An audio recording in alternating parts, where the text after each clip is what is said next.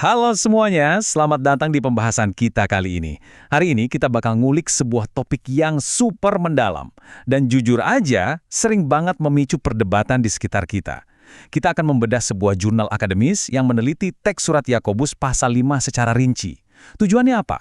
Supaya kita bisa paham betul gimana sih sebenarnya pandangan Alkitab soal hubungan antara doa, ilmu medis, dan kesembuhan dari Tuhan. Nah, kita mulai dari satu dilema yang sangat manusiawi yang mungkin pernah Anda rasakan sendiri. Pernah nggak sih ngerasa frustrasi luar biasa atau melihat orang terdekat begitu tertekan ketika kita udah berdua mati-matian minta kesembuhan, tapi penyakitnya kok nggak hilang-hilang? Ini tuh benar-benar pertanyaan yang bisa menguras air mata dan pastinya sangat menguji iman kita. Untuk cari tahu jawabannya, di pembahasan kali ini kita bakal ngelewatin beberapa poin penting. Mulai dari ngomongin soal penyakit dan rasa putus asa, teologi di balik kesembuhan, membedah teks asli Yakobus pasal 5, cari tahu makna sebenarnya dari pengurapan, sampai akhirnya melihat gimana doa, ilmu medis, dan kedaulatan Tuhan itu saling berkaitan satu sama lain.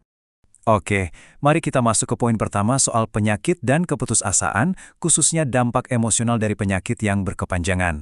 Teks sumber yang kita kaji menyoroti sebuah realita pahit. Penderitaan fisik yang gak kunjung usai itu dampaknya jauh melampaui rasa sakit di tubuh.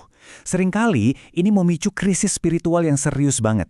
Sebagai orang percaya, kita bisa dengan gampang tergoda untuk merasa kok Tuhan ninggalin saya ya, terutama waktu doa-doa kita kerasa kayak cuma mentok di langit-langit kamar.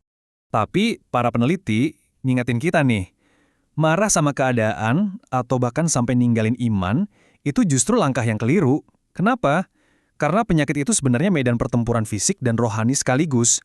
Makanya punya fondasi teologis yang benar itu mutlak banget, supaya kita bisa tetap survive secara rohani di tengah penderitaan. Lanjut ke bagian kedua soal teologi kesembuhan, di mana kita bakal lihat kedaulatan Tuhan yang bertemu dengan iman kita. Kalau kita lihat sejarahnya, intervensi Tuhan itu nyata banget loh, dari zaman para nabi di Perjanjian Lama, ke era pelayanan Yesus, berlanjut ke gereja para rasul, sampai ke zaman modern sekarang ini.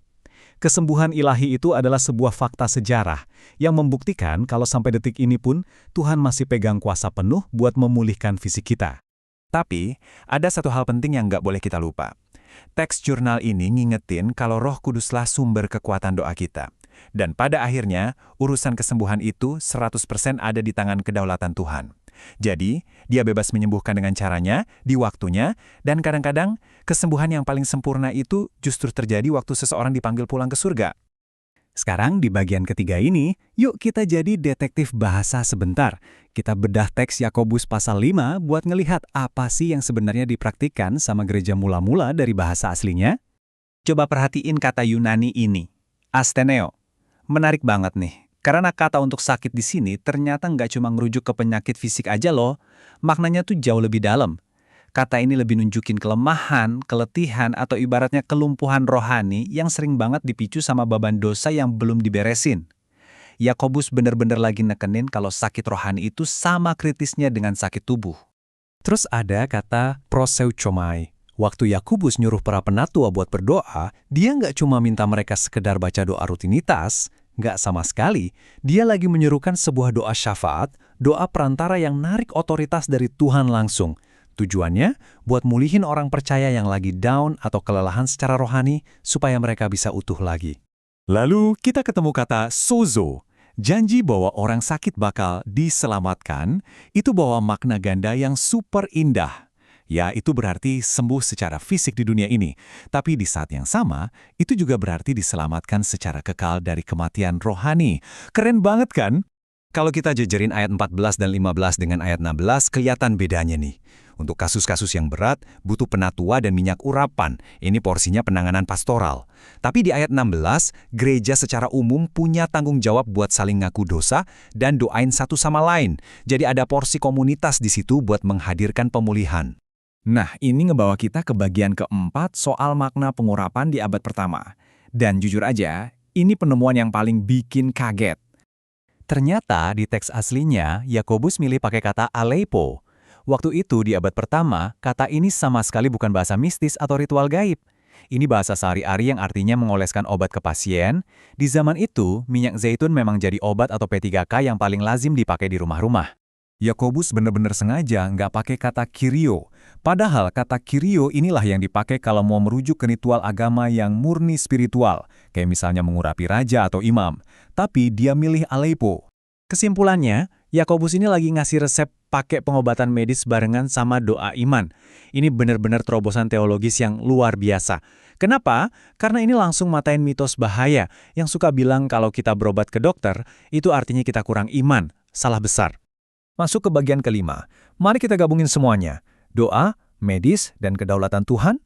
Gimana kita bisa punya pendekatan yang seimbang buat ngadepin penyakit di zaman sekarang? Dari riset jurnal teologi pasca ini kelihatan banget kalau kita nolak ilmu medis atau sebaliknya maksa Tuhan buat nyembuhin persis sesuai jadwal dan cara kita, itu tuh pendekatan yang nggak bijak. Kita butuh cara pandang yang terintegrasi, yang seimbang. Model Alkitabiah yang benar itu simple tapi powerful. Pertama, kejar kesehatan rohani lewat pertobatan dan doa yang beriman. Kedua, aktif cari pengobatan medis lewat dokter yang ahli. Dan ketiga, ini yang bikin kita bisa ngerasain damai, berserah 100% sama apapun rencana dan kedaulatan Tuhan. Jadi, buat ngerangkum semuanya, Yakobus tuh mau ngingetin kita, nyembuhin jiwa tuh sama pentingnya. Bahkan mungkin lebih penting daripada nyembuhin fisik. Pergi ke dokter itu sah, berdoa itu mutlak, tapi goal utamanya, kesembuhan sejati selalu bertujuan balikin hubungan intim kita sama Sang Pencipta. Pada akhirnya, mau kita sembuh lewat mujizat instan, lewat operasi dokter yang jago, atau pada akhirnya melalui gerbang surga sekalipun, janjinya tetap sama. Kita bisa percaya penuh kalau Tuhan selalu bekerja mendatangkan kebaikan yang paling sejati buat kita. Sebagai penutup dari pembahasan kita, saya mau ninggalin satu pertanyaan buat Anda renungin waktu lagi saat teduh atau doa pribadi nanti. Coba pikirin, kalau kesembuhan terbesar itu sebenarnya adalah pemulihan jiwa kita, gimana hal ini bakal ngubah cara Anda berdoa mulai besok? Semoga insight baru ini nggak cuma nambah pengetahuan, tapi juga ngasih kedamaian buat Anda ya. Makasih udah ikut nimbrung bedah topik yang seru ini.